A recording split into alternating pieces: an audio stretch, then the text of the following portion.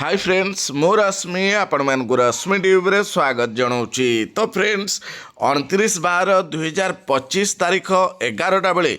जो डिपार्टमेंटाल related standing committee बैठक बसी 13तम बैठक। तो से शिक्षक मानकर विभिन्न समस्या समाधान करा जिबार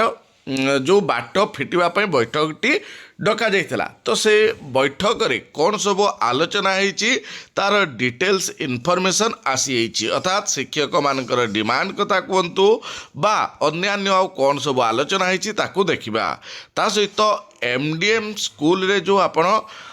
परिचालना करुचंती जो माने एमडीएम दायित्व रे रहउचंती तो सेमानक पई एमडीएम रिलेटेड डॉक्यूमेंट्स बा रजिस्टर कौन कौन रखिबार आवश्यकता रही तार लिस्ट मु आपण मानक पई नहीं आसी। ता सहित एबे आपणकर सेंसस कार्य आरंभ हो तो सेंसस पाई मध्य गुरुत्वपूर्ण चिठी जोड़े कि अर्जेंट चिठी आसी देखा। तेणु आपण मानक अनुरोध भिडटी को शेष पर्यंत देखु। भिडटी देख सारापर भिडटी पसंद आसिले भिडटी को हृदय लाइक कर दिंतु। ता सहित आपणकर सांगसाथी मानक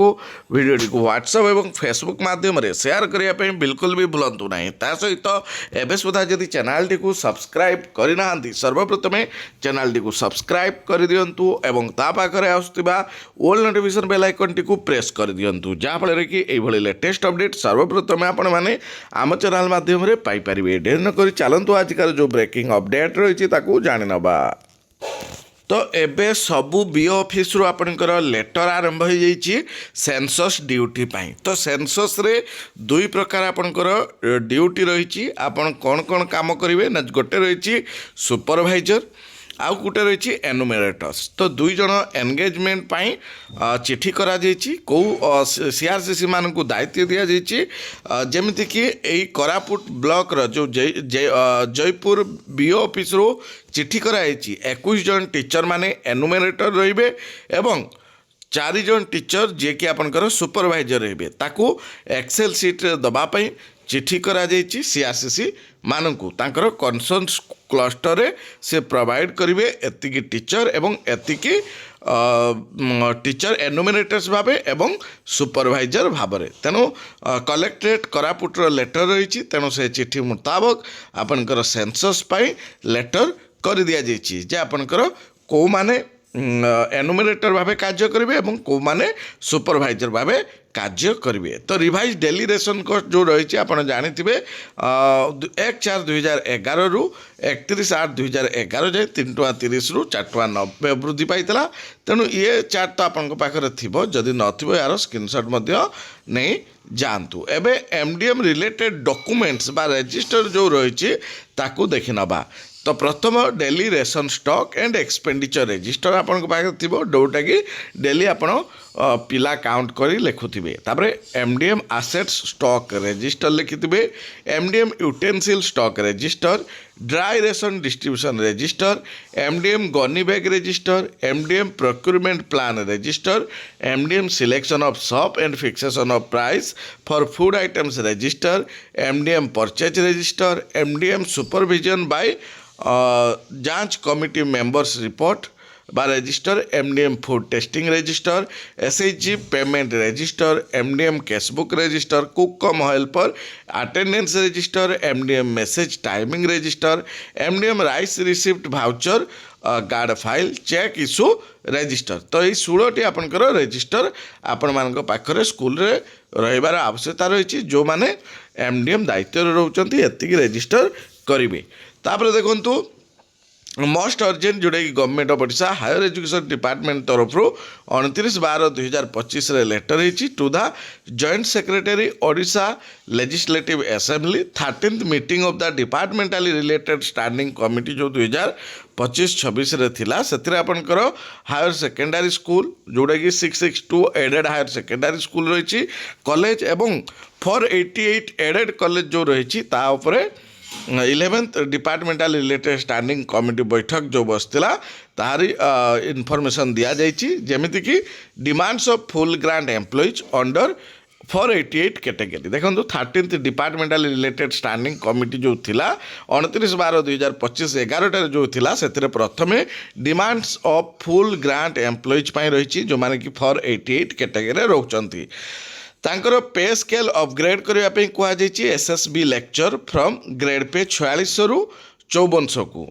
पेमेंट ऑफ एरियर जो रही इम्प्लीमेंट करने कहुई ओआरएसपी रूल 2017 एडवांस इंक्रीमेंट जो पीएचडी डिग्री होल्डर रही एंट्री लेवल रे extension of UGC scale of pay to the lecture in the non government aided college गुड़िक approval of post under GIA order in minority colleges तापर demands of block grant employ जो गुड़ाक 662 category जाउचंती implement करा जिवो service condition like promotion leave rules pensions GPF common cadre transfer RSCP MSCP and rehabilitation assistant to allow one post of lab attendant for each subject having practical classes तापर placement benefit MSCP benefit validation of left out lecture जो माने कि validation act 1998 रे जाउचंती inclusion करने second clerk third peon lady attendant watchman and sweeper in the yardstick under GIA under 2014 relaxation of percentage of marks at PG level for approval under GIA order 2014 enhancement of retirement age 60 रु 62 वर्ष तापर demands of own aided employ जोड़ा कि under 662 category रही तो तांकर demand रही extension करने grant in aid in shape of block grant to teaching and non teaching employees जो मैंने जॉइन कर different non government aided and own aided college after act 2008 grant in aid for Sanskrit college employ जो माने अपॉइंटमेंट पाई before 30/11/2013 grant in aid for data entry operator जो माने non government college रही other various issue रही farming of a new GIA policy for sanction of block grant to include employ जो माने join कर आफ्टर एक्ट 2008 ता सहित जीआई ऑर्डर अर्थात जो आपनकर हायर एजुकेशन रो सबू अनएडेड ब्लॉक ग्रांट जो डिमांड रही डिटेल्स आलोचना होती सहित जिला स्तरीय अमला कैडर हेबो मध्य पुनर्गठन जिला स्तर जो विभिन्न विभाग अधीन में कार्यरत अमला मानकर कैडर पुनर्गठन हेबो एथिपई प्रक्रिया त्वरान्वित करने को साधारण प्रशासन विभाग पक्षरु समस्त विभागीय मुख्य आरडीसी एवं सबु जिलार जिलापाल मानकु चिठी लिखि अवगत करा जायछि। एही कैडर पुनर्गठन प्रक्रिया 2 मास मध्य सारिबाकू कुहाଯାଇଛି। अपरपक्षे जो विभाग एजावत कैडर पुनर्गठन करना से विभाग कर्मचारी माने मध्य पदोन्नति पाई विवेचित हेबे। पुनर्गठित कैडर नियमावली नहीं विज्ञप्ति प्रकाश पाइबा पर्यंत जिला स्तरीय पदोन्नति कमिटीर सुपारिश आधार में जिला स्तरीय अमला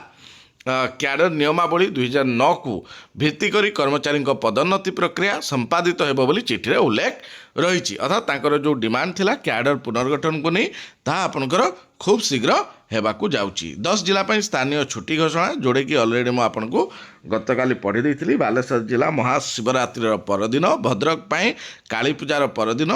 कटक जाजपुर केन्द्रापड़ा पाई शेष रज, जगतसिंहपुर पाई प्रथमाष्टमी, खर्दा पाई अशोकाष्टमी, मयूरभंज पाई मकर संक्रांति परदिन, नयागढ़ पाई माणबसा जोड़े लक्ष्मी पूजा और पुरी पाई महाशिवरात्रि परदिन को छुट्टी घोषणा करा जायछि। तमिलनाडु आनिला आश्योर्ड पेंशन स्कीम मिलिबो 50% पेंशन अर्थात लास्ट सैलरी 50% अर्थात एक्जाक्ट आपनकर ओपीएस टाइप रो ये हाइब्रिड स्कीम आपनकर